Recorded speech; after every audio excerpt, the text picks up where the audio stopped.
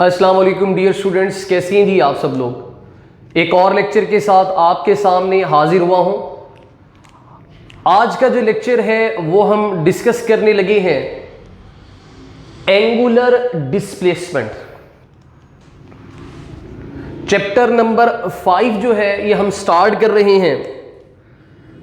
तो अपनी बात को स्टार्ट करते हुए मैं सबसे पहले नंबर पर डिस्प्लेसमेंट के हवाले से बात करता हूं कि डिस्प्लेसमेंट क्या होता है।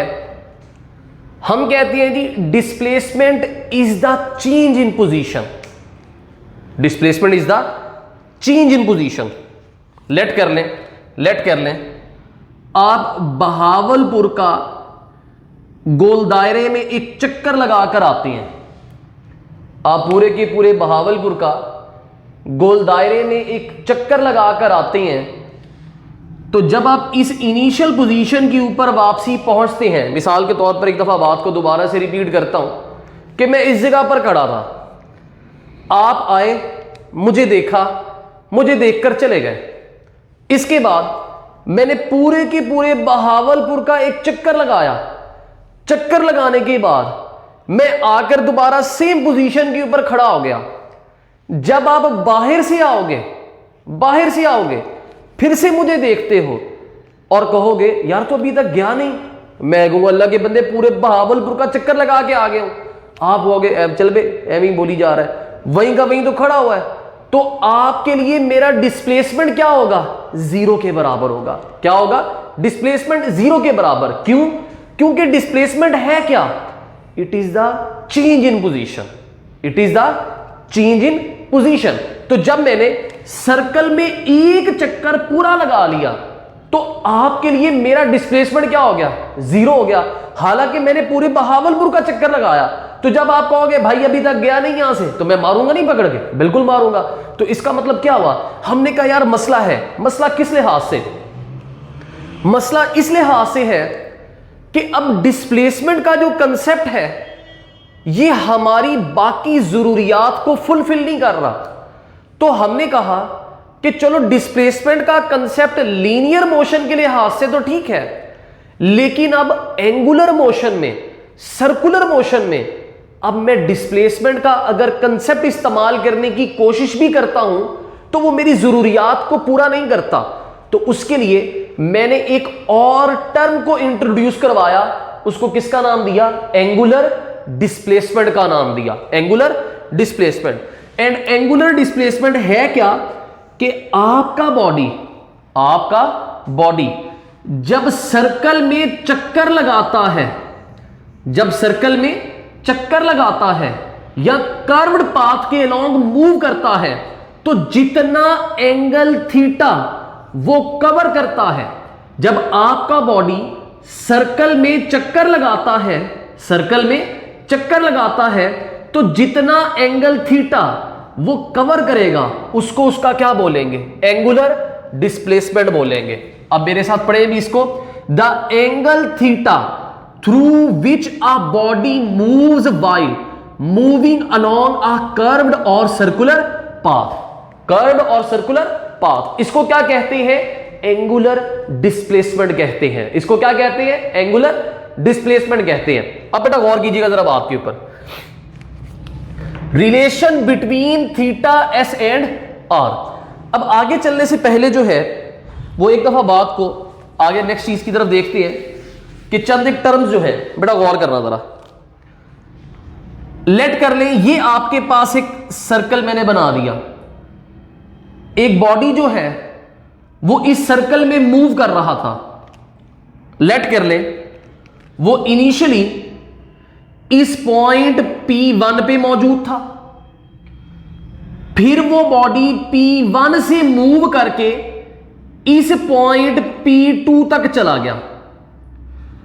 तो जब बॉडी P1 से P2 तक गया सर्कुलर पाथ में मूव करते हुए, तो ये जो कर्व्ड डिस्टेंस उसने तय किया है उसको कह दिया S। और ये S जो है ये कहलाता है आर्क लेंथ। S जो है ये क्या कहलाता है? आर्क लेंथ कहलाता है। कि आपका बॉडी पॉइंट P1 से P2 तक गया तो उसने जो फासला तय किया वो S के बराबर था। अब बेटा गौर करना जरा, अब मैं ये कहता हूं कि इस सर्कल का जो रेडियस है वो R है। जिस सर्कुलर पाथ में आपका बॉडी रोटेट कर रहा था कि P1 सेंटर से फासला R, जब बॉडी मूव करते हुए P1 से P2 तक गया, अभी भी सेंटर से फासला R, क्योंकि सर्कुलर पाथ में जो रेडियस होता है सर्कुलर का वो क्या रहता है, कांस्टेंट रहता है। अब जब बॉडी पॉइंट P1 से P2 तक गया तो उसने कितना एंगल कवर किया, थीटा। उसने कितना एंगल कवर किया, थीटा एंगल कवर किया। तो बेटा गौर करना जरा, दोबारा से सिचुएशन को रिपीट कर देता हूं कि आपका बॉडी पॉइंट P1 से P2 तक गया तो आर्क लेंथ कितना है, लीनियर डिस्टेंस कितना है, S के बराबर। लीनियर मैंने शायद लफ्ज गलत इस्तेमाल कर लिया है, P1 से P2 तक गया तो डिस्टेंस कितना है, S के बराबर। एंड इसी दौरान जो एंगुलर डिस्प्लेसमेंट है वो कितना है, थीटा। एंड इस सर्कल का जो रेडियस है वो कितना है, R है। तो बेटा गौर करना जरा, गौर करना, सीधी सी बात है यार। क्या बेटा, एंगल थीटा जो है ये डिपेंड करता है आर्क लेंथ के ऊपर। एंगल थीटा जो है ये डिपेंड करता है आर्क लेंथ पे। बेटा खुद बताएं, आर्क लेंथ छोटी है तो एंगल थीटा छोटा है, आर्क लेंथ बड़ी होगी तो एंगल थीटा भी बड़ा होगा। तो ये बात याद रखनी है कि एंगल सबटेंडेड जो है, एंगल सबटेंडेड से मुराद है कि इस आर्क लेंथ की वजह से बनने वाला एंगल, इसको कहते हैं एंगल सबटेंडेड। तो बेटा एंगल सबटेंडेड जो है ये डिपेंड करता है आर्क लेंथ के ऊपर। आर्क लेंथ जितनी बड़ी होगी तो उसकी वजह से बनने वाला एंगल भी उतना बड़ा होगा, उतना बड़ा होगा। अब गौर करना, जब एक बॉडी सर्कल में पूरा चक्कर लगाती है, पूरा चक्कर लगाती है तो वो चक्कर जो है वो बराबर होता है 2 पाई के, जिसको आप 360 डिग्री कहते हैं या 2 पाई कहते हैं, 2 पाई कहते हैं। तो बेटा गौर करना जरा, तो जब एक बॉडी पूरा चक्कर लगाती है सर्कल में तो कितना एंगल तय करती है, 2 पाई। अब पूरा चक्कर सर्कल में लगाने का मतलब क्या है कि जब आप फॉर एग्जांपल इधर से स्टार्ट हुए, इधर से होते होते होते होते वापसी इधर तक आ गए, तो आपने सर्कल के अलोंग जो फासला तय किया है उसको क्या कहते हैं, सरकमफ्रेंस कहते हैं। क्या कहते हैं, सरकमफ्रेंस।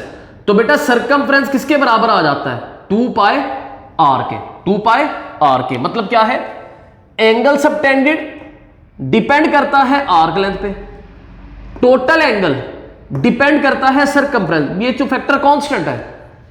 तो वो कहता क्या है, इनका रेशो जो है वो हमेशा बराबर होगा।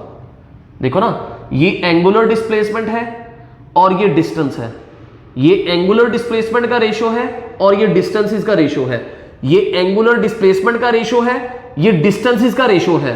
तो वो कहता क्या है कि एंगुलर डिस्प्लेसमेंट लो चाहे डिस्टेंस, इनका रेशो हमेशा क्या आएगा, बराबर आएगा। इनका रेशो हमेशा क्या आएगा, बराबर आएगा। तो इसी चीज को लेकर आगे प्रोसीड करता हूं कि एंगल सबटेंडेड कितना है, theta, divided by total angle कितना है, 2 पाई। अब आर्क लेंथ कितना है, S, डिवाइडेड बाय सरकमफ्रेंस कितना है, 2 पाई आर। तो किसी भी सर्कुलर मोशन के लिए, किसी भी यूनिफॉर्म सर्कुलर मोशन के लिए अगर बात की जाए तो इनका जो रेशो है वो क्या रहेगा, कांस्टेंट रहेगा।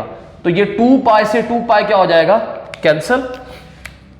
तो ये आ जाएगा theta is equals to, theta is equals to S divided by R, या फिर S is equals to R theta बन जाएगा, S is equals to R theta बन जाएगा। अब अगली बात जब करता हूं ना वो देखिएगा जरा, अब बेटा देखिएगा जरा, अब ये तो हमारे पास रिलेशन निकल आया angular displacement, arc length and radius का। जैसे मर्जी लिखो, ऐसे लिख लो, ऐसे लिख लो, उससे कोई भी फर्क नहीं पड़ता, उससे कोई भी फर्क नहीं पड़ता। अब बेटा देखना जरा, अब अगर इसी रिलेशन को आपको कहा जाए कि वेक्टर फॉर्म में लिखो तो ये क्रॉस प्रोडक्ट की एग्जांपल आ जाती है कि S is equals to theta cross R। S is equals to theta cross R। तो ये आपके पास बेटा एक अदद एग्जांपल आ जाती है क्रॉस प्रोडक्ट की कि S is equals to theta cross R के बराबर आ जाएगा। अब बेटा देखिएगा जरा, अब अगर मैं इसके यूनिट्स की बात करता हूं, किसके? एंगुलर डिस्प्लेसमेंट के। किसके? एंगुलर डिस्प्लेसमेंट के। तो गौर करना बेटा, इसको भी ना मैं डिस्कस करता हूं थोड़ी देर में कि मैंने इसको ऐसे लिखा क्यों है। बेटा गौर करना, यूनिट्स जो है बेटा गौर करना जरा, एंगुलर डिस्प्लेसमेंट को मेजर किया जाता है डिग्री में। एंगुलर डिस्प्लेसमेंट को मेजर किया जाता है डिग्री में, इसको मेजर किया जाता है रेडियन में, इसको मेजर किया जाता है रेवोल्यूशन में। किसमें? रेवोल्यूशन में।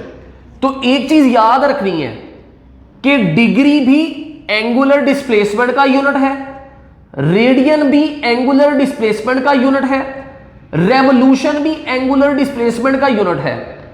रेवोल्यूशन किसको कहते हैं?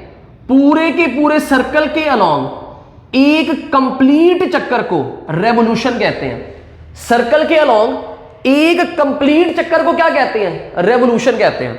डिग्री पूरे के पूरे सर्कल को 360 इक्वल पार्ट्स में डिवाइड किया जा सकता है। हर हिस्सा जो है वो 1 डिग्री कहलाएगा। हर हिस्सा जो है वो 1 डिग्री कहलाएगा। एंड रेडियन का डेफिनेशन आप ऑलरेडी चैप्टर नंबर 1 में पढ़ चुके हैं। तो बेटा ये भी एंगुलर डिस्प्लेसमेंट का यूनिट, ये भी एंगुलर डिस्प्लेसमेंट का यूनिट, ये भी एंगुलर डिस्प्लेसमेंट का यूनिट, लेकिन इनमें से SI यूनिट कौन सा है? वो रेडियन है। ये बात याद रखनी है। तमाम के तमाम एंगुलर डिस्प्लेसमेंट की यूनिट है, लेकिन SI यूनिट कौन सा है? रेडियन है। अब ना इन यूनिट्स का आपस में रिलेशन देखते हैं। अब इन यूनिट्स का आपस में रिलेशन देखते हैं। तो बेटा देखिए जरा, इन यूनिट्स का आपस में रिलेशन, एक कंप्लीट रेवोल्यूशन, एक कंप्लीट रेवोल्यूशन 2 पाई रेडियन के बराबर होता है।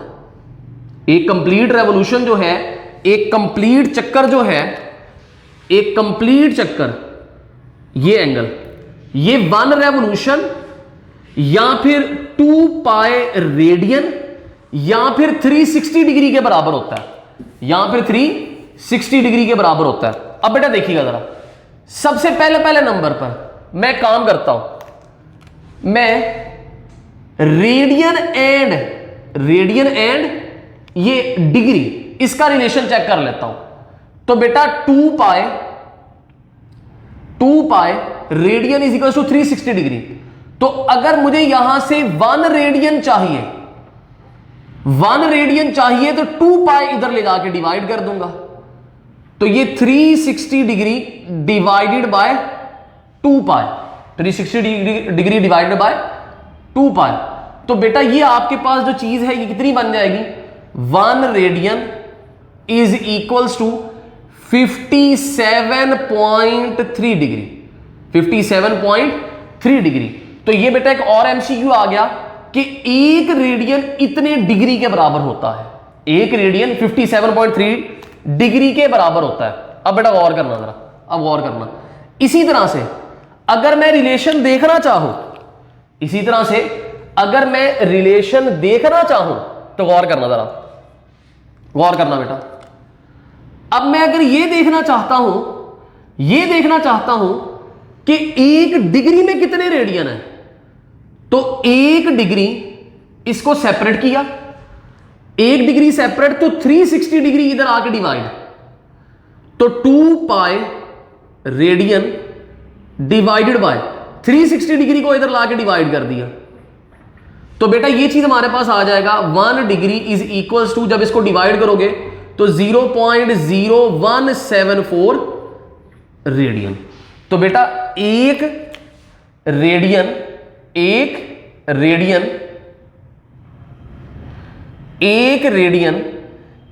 इतने डिग्री के बराबर होता है, एंड एक डिग्री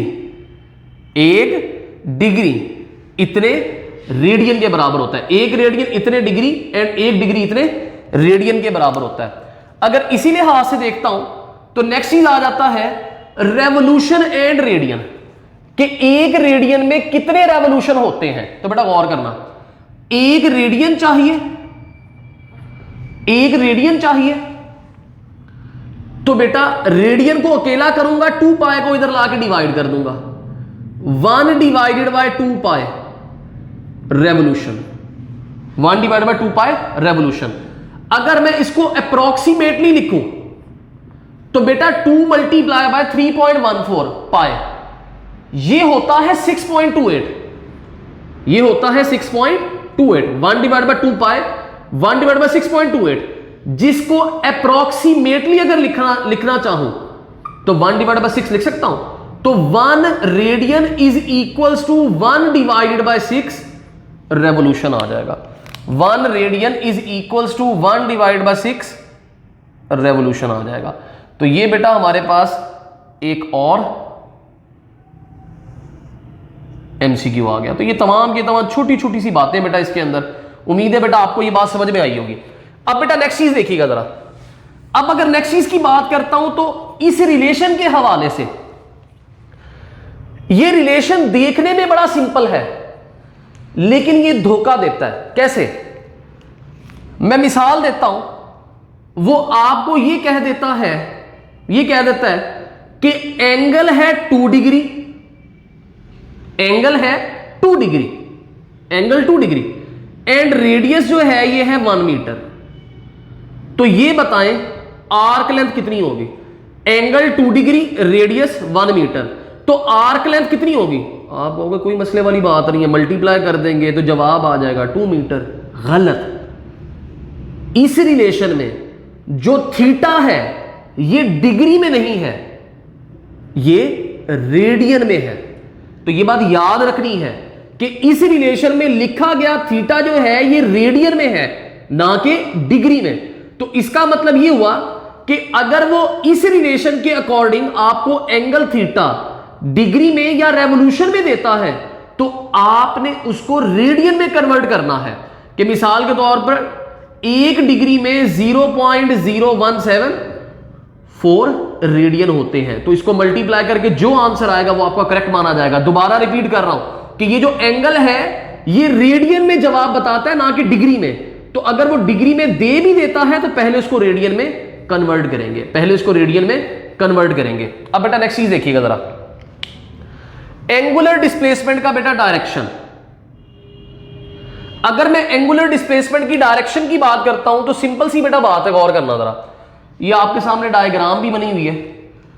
लेट कर लें बॉडी इस तरह से रोटेट कर रहा था, ये बॉडी इस तरह से ना रोटेट कर रहा था, तो सीधी सी बात है यार, एंगुलर डिस्प्लेसमेंट का डायरेक्शन बताने का सिंपल सा तरीका है कि बॉडी सर्कल के अलोंग रोटेट कर रहा था, इस तरह से रोटेट कर रहा है। राइट हैंड रूल का इस्तेमाल करो, राइट हैंड रूल के मुताबिक अपनी राइट हैंड की उंगलियों को मोशन की डायरेक्शन में रोटेट करवाओ। मोशन के डायरेक्शन में रोटेट करवाओगे तो अंगूठा एंगुलर डिस्प्लेसमेंट की डायरेक्शन बताएगा। बात को दोबारा रिपीट कर देता हूं कि आपके पास एंगुलर डिस्प्लेसमेंट का डायरेक्शन बताने का तरीकेकार क्या है? उंगलियों को रोटेट करवाओ मोशन की डायरेक्शन में, अंगूठा किसकी डायरेक्शन बताएगा? एंगुलर डिस्प्लेसमेंट की। यानी कि इस केस के अंदर उंगलियों को रोटेट करवाया मोशन की डायरेक्शन में, तो इस सिचुएशन में जो एंगुलर डिस्प्लेसमेंट बनेगा वो ये बन जाएगा आपके पास, ये बन जाएगा एंगुलर डिस्प्लेसमेंट आ जाएगा आपके पास, ये आ जाएगा एंगुलर डिस्प्लेसमेंट। अब ये एंगुलर डिस्प्लेसमेंट का डायरेक्शन क्या है? इस लाइन को कहते हैं एक्सिस ऑफ रोटेशन। तो एंगुलर डिस्प्लेसमेंट का डायरेक्शन है along the axis of rotation, along the axis of rotation, या फिर यह आ गया along the axis of rotation, या फिर जिस प्लेन में बॉडी रोटेट कर रहा है वो यूं रखा हुआ है, तो along the axis of rotation या फिर perpendicular to the plane of rotation. ये देखो ना कितना एंगल बना रहा है 90 डिग्री का। देखो बेटा ये यूं रोटेट कर रहा है बॉडी, यूं बॉडी रोटेट कर रहा है, तो एंगुलर डिस्प्लेसमेंट ऊपर है। जिस प्लेन में बॉडी रोटेट करता है, जिस प्लेन में बॉडी रोटेट करता है उसको कहते हैं प्लेन ऑफ रोटेशन। तो along the axis of rotation या फिर along the axis of rotation या फिर perpendicular to the plane of rotation. ये 90 डिग्री का एंगल बना रहा है प्लेन के साथ। तो ये बेटा सिंपल सिंपल सी इसमें बातें आ जाती हैं। अब बेटा आगे देखिए जरा। अब अगर बेटा नेक्स्ट चीज की बात करता हूं तो नेक्स्ट चीज हमारे पास क्या आ जाती है बेटा, देखिएगा जरा। नेक्स्ट चीज हमारे पास क्या आ जाती है कि सवाल ये पैदा होता है कि एंगुलर डिस्प्लेसमेंट जो है ये स्केलर है या वेक्टर है। तो एंगुलर डिस्प्लेसमेंट जो है ये स्केलर भी हो सकता है एंड वेक्टर भी हो सकता है। एंगुलर डिस्प्लेसमेंट जो है ये स्केलर भी हो सकता है, वेक्टर भी हो सकता है। फॉर स्मॉल थीटा अगर एंगुलर डिस्प्लेसमेंट छोटा होगा तो एंगुलर डिस्प्लेसमेंट वेक्टर होगा।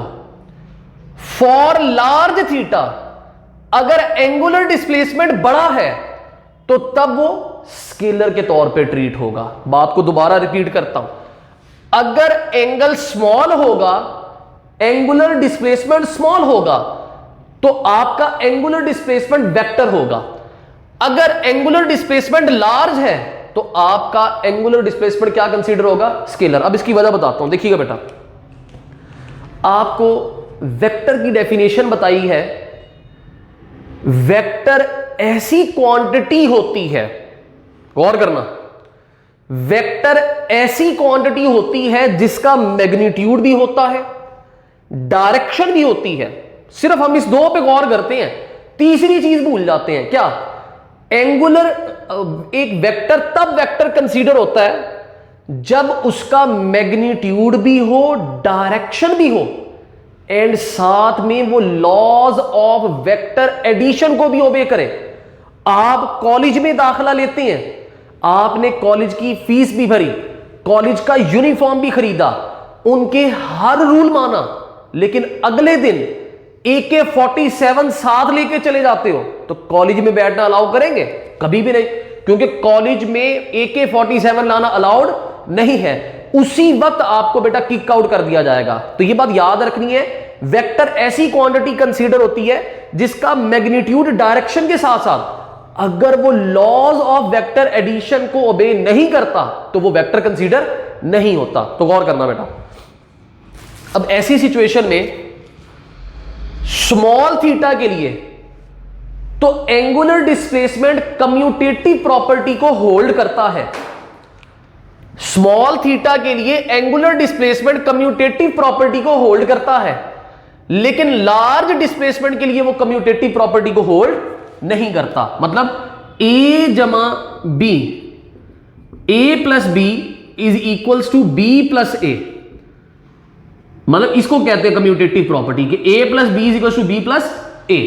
तो लार्ज के लिए कम्यूटेटिव प्रॉपर्टी को होल्ड करता है एंगुलर डिस्प्लेसमेंट, लेकिन स्मॉल के लिए, सॉरी मैं एक मिनट गलत बोल गया, दोबारा रिपीट करता हूं बात को, कि स्मॉल एंगुलर डिस्प्लेसमेंट के लिए कम्यूटेटिव प्रॉपर्टी को होल्ड करता है, लेकिन लार्ज एंगुलर डिस्प्लेसमेंट के लिए एंगुलर डिस्प्लेसमेंट कम्यूटेटिव प्रॉपर्टी को होल्ड नहीं करता। तो अब इस चीज को देखते हैं जरा कि हमारा एंगुलर डिस्प्लेसमेंट जो है वो स्मॉल के लिए वेक्टर क्यों है। गौर करना, ये मेरे पास बुक है, मैं इसको y एक्सिस के लॉन्ग इस तरह से रोटेट कर सकता हूं, x एक्सिस के लॉन्ग इस तरह से रोटेट कर सकता हूं। तो बेटा गौर के साथ बात सुनिएगा। मैं सबसे पहले करता हूं a प्लस बी, मतलब गौर करना कैसे। मैं पहले y के लॉन्ग इस तरह घुमाऊंगा, फिर x के लॉन्ग इस तरह से। रोटेशन की डायरेक्शन याद रखनी है, कोई ट्रिक नहीं करूंगा, गौर करना। सबसे पहले y एक्सिस के लॉन्ग थोड़ा सा घुमाया, ये थोड़ा सा घुमा दिया, y एक्सिस के लॉन्ग थोड़ा सा, दोबारा देखो, ये y एक्सिस के लॉन्ग थोड़ा सा घुमा दिया। अब x के लॉन्ग ऊपर की तरफ ये घुमा दिया। अब गौर करना, ये वाला कॉर्नर इधर है, पोजीशन याद रखो, पोजीशन याद रखो, गौर करना। अब आगे, अब पहले था y, अब y नहीं, पहले घुमाऊंगा x के लॉन्ग। अब पहले घुमाया x के लॉन्ग, ये घुमा दिया, घुमा दिया, दोबारा देखो, पहले एक्स के लॉन्ग घुमाते ऊपर ही लेकर गया था ना, ये पहले एक्स के लॉन्ग घुमाया, अब वाई के लॉन्ग ऐसे घुमाया। तो गौर करना, पहले y प्लस एक्स किया, अब x प्लस वाई किया। दोनों सिचुएशन में किताब की जो हालत है वो सेम आई है, किताब की हालत सेम आई है। तो इसका मतलब क्या हो गया, a plus b equals to b plus a, यानी कि स्मॉल थीटा के लिए कम्यूटेटिव प्रॉपर्टी को एंगुलर डिस्प्लेसमेंट होल्ड कर रहा है, तो ये वेक्टर कंसीडर होगा। ये क्या कंसीडर होगा, वेक्टर कंसीडर होगा। अब आगे देखना, फॉर लार्ज थीटा, अब लार्ज एंगुलर डिस्प्लेसमेंट, गौर करना, लार्ज एंगुलर डिस्प्लेसमेंट, पहले y, ये आधा घुमा दिया, ये y, अब गौर करना, अब करता हूं x ये है, तो x के लॉन्ग यूं घूम सकता है, ये घुमा दिया। अब आपकी किताब का ये वाला फेस आपको नजर आ रहा है, ये वाला फेस, दोबारा देखो, पहले y फिर x, ये आ गया इतना।